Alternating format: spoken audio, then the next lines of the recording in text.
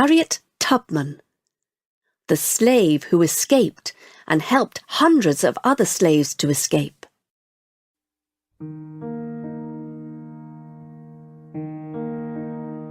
I escaped from slavery in the South of the USA.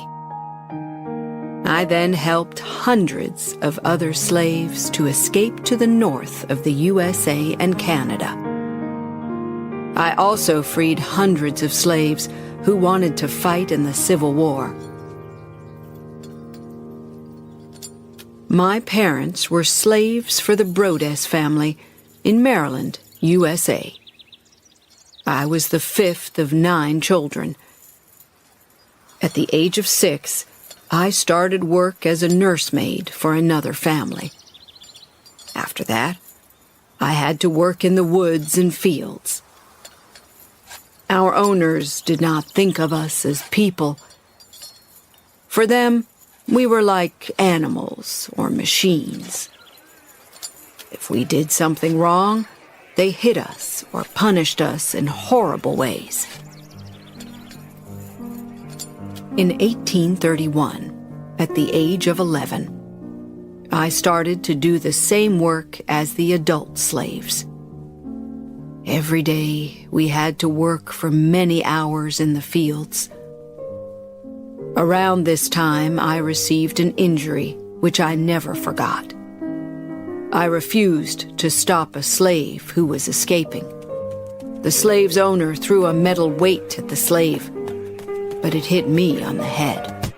It hurt a lot, and this injury gave me headaches for the rest of my life.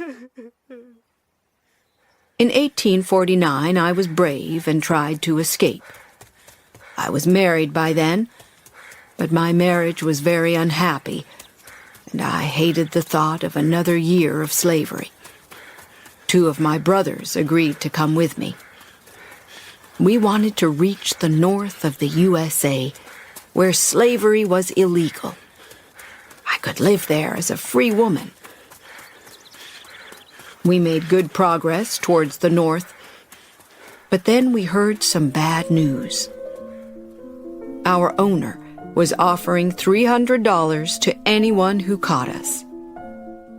My brothers became frightened, and we decided to return to Maryland. We were punished when we returned, but I still wanted to escape. A short time later, I escaped again. This time I went alone. I traveled at night, along quiet roads and paths. Some kind people helped me on the way. They gave me food and a place to sleep.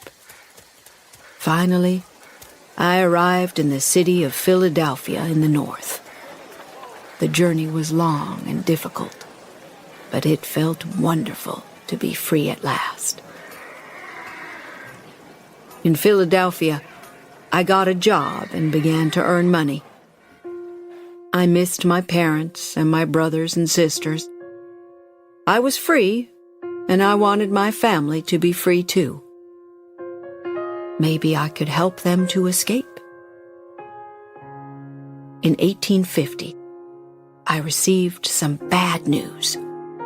My niece and her daughters were in danger. Their owner wanted to sell them, and they didn't want to go to different families. I decided to return to Maryland to free them. I had to help them to escape. We traveled at night and used the stars to find our way to the north. After helping my niece and her daughters, I helped many other slaves to escape. I offered to help my husband, John Tubman, too, but he didn't want to leave the South.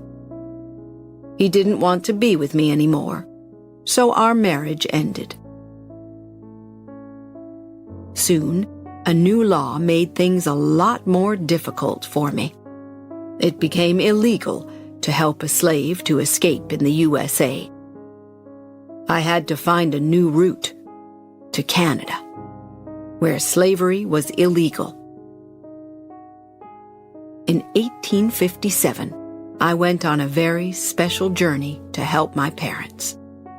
They weren't slaves anymore, but their life in the South was very difficult.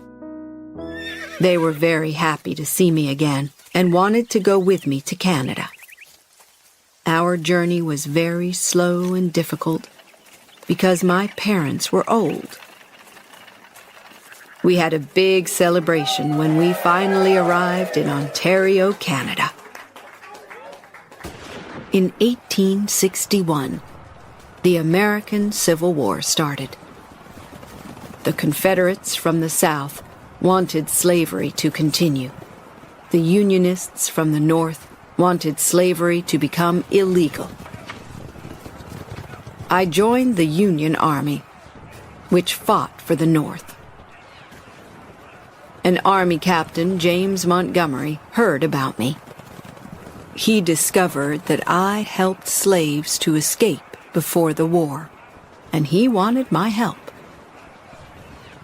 He wanted slaves to fight for freedom in the Union Army. I took a team of spies to the South and found slaves who wanted to join us. It was dangerous work, but we were very successful.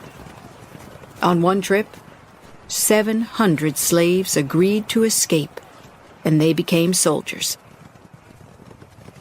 On the 9th of April, 1865, the war ended. What could I do with my life now? I decided to fight for equal rights for black people and for women. I spoke at public meetings, and I tried to help black people who were poor and old. In 1896, I bought some land, and in 1903, I gave the land to my church. I wanted the church to start a home for black people who were poor and elderly. In 1908, the home opened for the first time. As I looked back at my life, I was very proud. I was happy that I helped so many people to find freedom.